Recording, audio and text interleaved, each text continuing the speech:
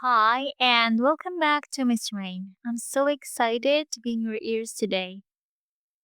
If you've been feeling subtly disoriented lately, like the world is moving faster than your sense of self, like who you were no longer fit to who you're becoming, this episode is for you. You didn't lose your identity overnight, you outgrew it. And in the EI era, that's not a failure, it's a requirement. Because we are living in a time where jobs are shifting, roles are dissolving, skills are being automated, and the real threat isn't artificial intelligence. It's emotional attachment to an identity that no longer protects you. Today, we're talking about AI era identity, continuous reinvention, and why the most powerful women are moving from labor based worth to leverage based selfhood, without abandoning softness, intuition, or feminine wisdom. So let's begin. We've spoken before about identity resets, about healing, about forgiving yourself for who you had to be in order to survive. But this conversation is different because this time the shift isn't only emotional, it's structural.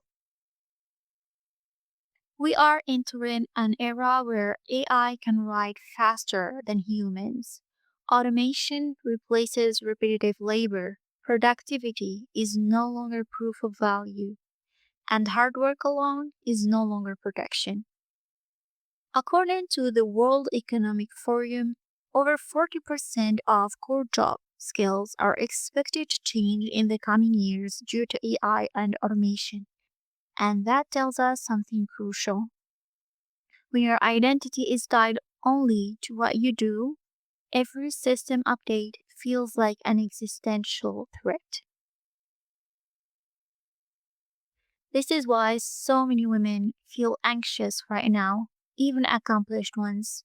Not because they're failing, but because their identity hasn't yet evolved with the environment. Now, let me be clear. I personally know people who choose not to use AI, and that's valid. AI isn't mandatory. Everyone has the right to decide how they live and work. Like anything in life, technology has advantages and disadvantages, and we are intelligent enough to choose what serves us without letting it harm us. So, this episode is not about forcing adoption. It's about making change work for you without losing yourself if and when you engage with it. Let's name something honestly. A labor based identity sounds like this: I'm valuable because I work hard. I earn rest. If I stop producing, I lose worth. This identity was rewarded for decades, especially for women navigating systems that were never designed with them in mind. If you know, you know, most of the systems worldwide were designed by men, for men, and as women, we needed to adapt to earn our place in this world. Back to today's topic. The shift for a leverage based identity says, my value isn't my output, it's my perspective. And I create impact through alignment, not exhaustion. I choose where my energy goes. Let that sink in. From a neuroscience perspective, identity forms through repetition.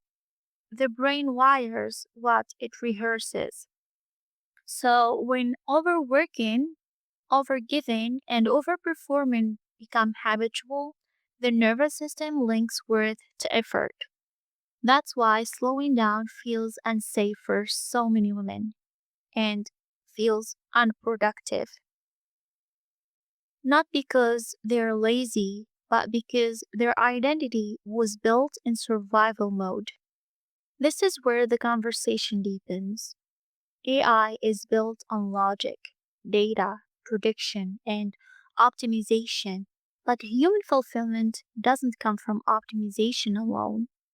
Research in psychology and neuroscience consistently shows that decision satisfaction increases when emotional intelligence is integrated with rational thinking, not when intuition is suppressed. You can go back to our episode about intuition and listen to it after this episode. And again, back to our topic. Your intuition isn't irrational, it's subconscious pattern recognition. Your brain processes millions of signals beneath conscious awareness. Body language, tone shifts, emotional memory, lived experiences, and synthesizes them into knowing. That is feminine wisdom. And in an AI dominated world, intuition becomes sovereignty. Because when everything external is optimized, automated, and curated, your inner compass becomes your advantage. Here is what most conversations overlook. Reinvention isn't just strategic, it's emotional. When women resist reinvention, it's often because their old identity kept them safe, being useful, earned love, productivity acted as protection. So when the world shifts, grief surfaces. Grief for who you used to be, for the effort you invested, and even for the version of you that survived. Identity healing means honoring that without staying there. Psychologically, stress arises when identity and environment fall out of alignment. That's not weakness, that's feedback. Your discomfort isn't telling you to panic, it's telling you to evolve. This is where Miss Rain lives. Let me be honest with you. The future does not belong to women who harden themselves to survive technology. It belongs to women who remain emotionally intelligent, trust their intuition, use tools without becoming tools, lead with presence, not pressure. Softness without boundaries collapses. Strength without softness burns out. True feminine power is integration. You don't compete with AI by being faster. You lead by being truer. So, after all of this, you might now be asking how to adapt my identity. Here are three grounded shifts you can begin today. Number one, detach worth from output. Ask yourself, who am I when I'm not producing? Sit with the discomfort. That's where your next identity is forming. Number two, move from hustle to discernment. Not everything deserves your energy. Leverage is about choice, not effort. Number three, reclaim intuition as intelligence. Before asking what's the smartest move, ask instead, what feels aligned in my body? The body processes truth faster than logic. You are not behind. You are not obsolete. You are not losing relevance. You are shedding an identity that was built for a world that no longer exists. And that's not a crisis, that's initiation. In the EI era, the women who reign won't be the ones who do the most, but the ones who know themselves deeply enough to adapt without abandoning who they are. If this episode resonated, share it with a woman who feels like she's quietly outgrowing her old life. And remember, you don't need to compete with the future. You need to become intimate with yourself.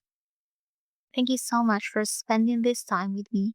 Until next time, stay graceful, stay powerful, and always wear your crown.